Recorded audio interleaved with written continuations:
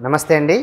నేను Ravinder Raju, Garuda acupressure acupuncture centre, Suchitra, Hyderabad. ఇవాళ మనము ఇండైజెషన్, అజీర్ణం గురించి మాట్లాడుకుందాం.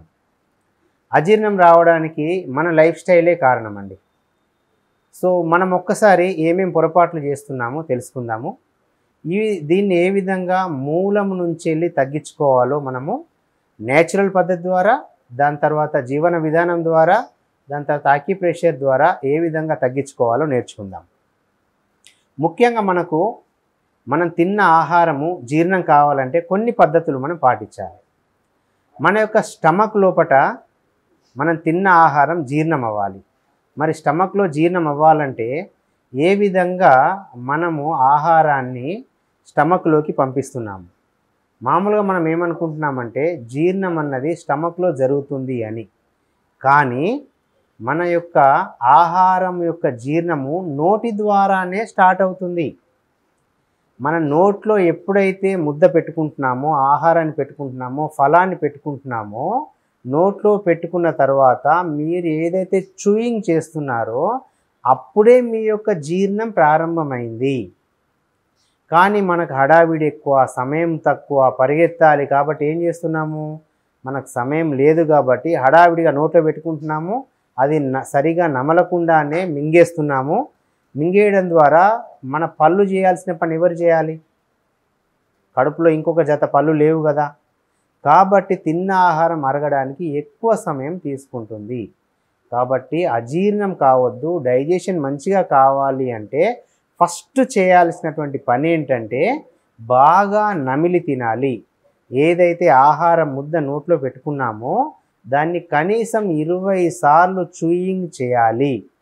20 సార్లు నములితే తిన్న ఆహారం యొక్క ఆకారం మారిపోవాలి. అది నోట్లోనే లిక్విడ్గా, పేస్ట్గా తయారైన తర్వాత మీరు మింగడం జరగాలి.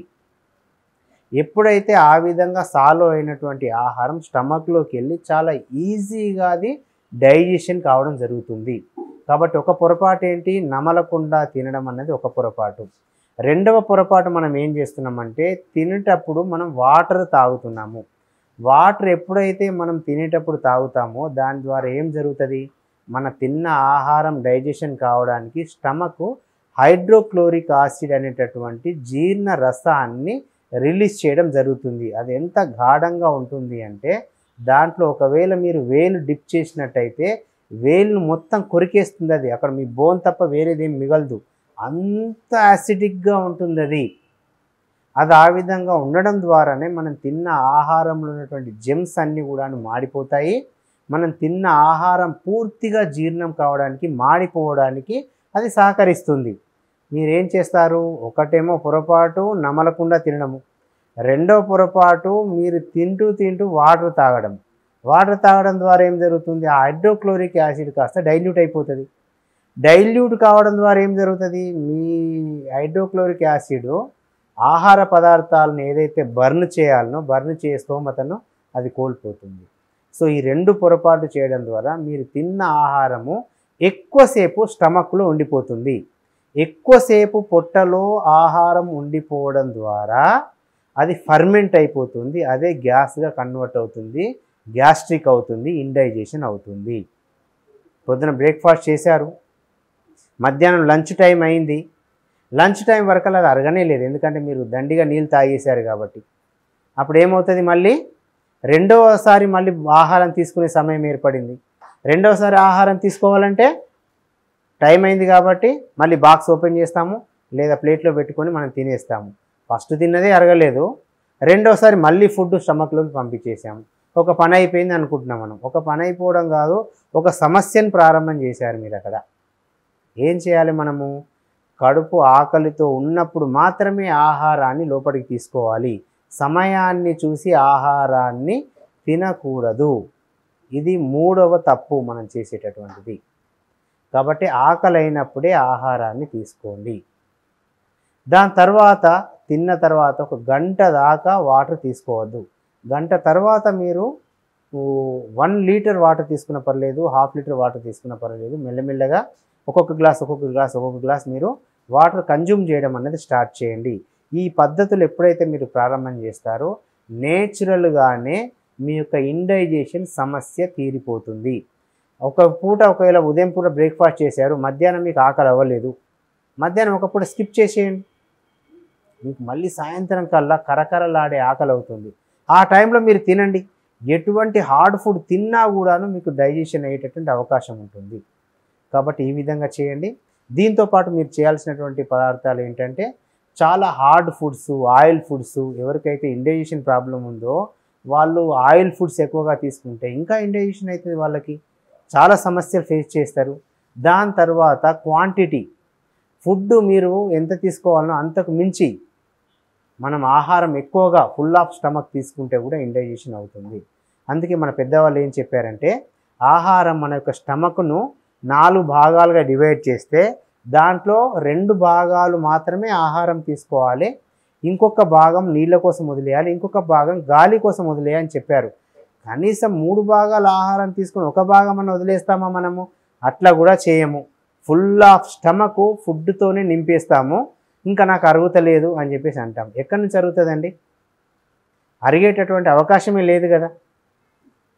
కాబట్టి ఫుడ్ క్వాంటిటీ ఏదైతే ఉందో చాలా important. Heavy food consumption, full of stomach consumption అన్నది ప్రధానమైన కారణాలలో ఒకటి. కాబట్టి ఆయిల్ ఫుడ్స్ తీసుకోవడము, హెవీ ఫుడ్ కన్జ్యూమ్ చేయడం అన్నది తగ్గించండి. మీరు ఇంకా కొంచెం నేను తినగలుగుతాను అన్నప్పుడే ఆపేయండి.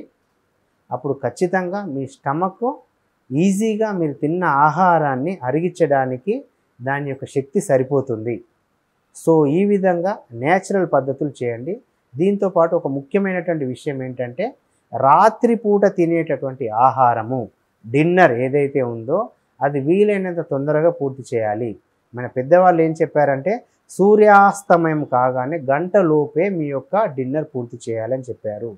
గూట్లో దీపం నోట్లో ముద్ద అని చెప్పారు. అంటే అటు చీకటి అవుతేనే మీరు వెంటనే మీ యొక్క డిన్నర్ పూర్తి చేసినట్టయితే మీరు పడుకునే లోపే మీరు తిన్న ఆహారం 60 to 70% డైజెషన్ అయిపోతుంది.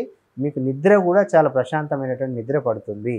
అలా కాకుండా మీరు ఎప్పుడో 10ంటికో 11ంటికో అర్ధరాత్రి 12 గంటలకో మీరు ఆహారం తీసుకుంటే మీరు ప్రకృతికి విరుద్ధంగా మీ యొక్క జీవన విధానం ఉంటుంది. కాబట్టి అది ఖచ్చితంగా జీర్ణం కాదు, అది ఖచ్చితంగా గ్యాస్ ప్రొడ్యూస్ చేస్తుంది, అది ఖచ్చితంగా టాక్సిక్స్ని బాడీ లోపల పెంచుతుంది. కాబట్టి అజీర్ణం అన్నటువంటిది అనేక రోగాలకు కారణం. పొట్ట రోగాల పుట్ట అని చెప్పారు. అన్ని వ్యాధులకి కారణము మీరు యొక్క పొట్టనే కారణము, పొట్టలో అజీర్ణమే కారణము. కాబట్టి పొట్టను క్లియర్గా ఉంచుకోవాలంటే నేను చెప్పినటువంటి పద్ధతులు పాటించండి. ఒకటేమో ఆకలైనప్పుడే తినండి, రెండోది బాగా నమిలి తినండి. తినేటప్పుడు వాటర్ కన్జంప్షన్ అన్నది చేయకండి.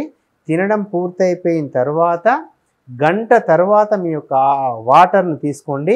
ఆకలి అయితేనే మీ యొక్క రెండవ పూట ఆహారాన్ని తీసుకోండి.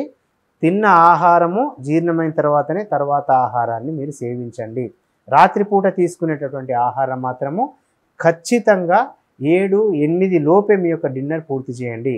రాత్రి 11-12 గంటలకి బిర్యానీలు, నాన్ వెజ్లు, ఫాస్ట్ ఫుడ్స్, బేకరీ ఫుడ్స్ మీరు తీసుకున్నట్టయితే మీరు ఎన్ని రకాల మందులు వాడినా కూడా మీ యొక్క ఇండైజెషన్ ప్రాబ్లం పూర్తి కాదు. మరి ఆక్యుపంక్చర్లో ఏ విధంగా చేయాలంటే డైజెషన్ సంబంధించినటువంటి ప్లేస్ ఇది.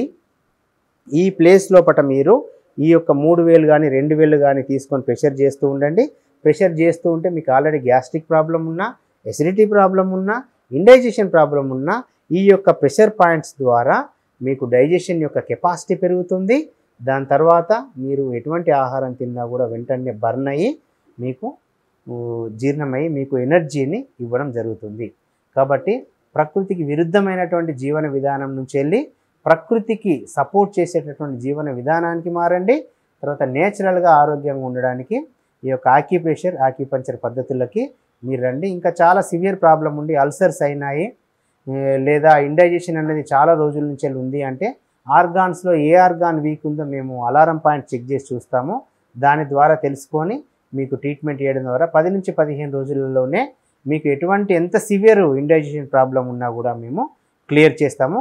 కాబట్టి మా క్లినిక్కి మీరు సంప్రదించవచ్చు. ఇంకో ఎపిసోడ్లో వేరే ప్రాబ్లంతో మళ్ళీ కలుద్దాం. Thank you.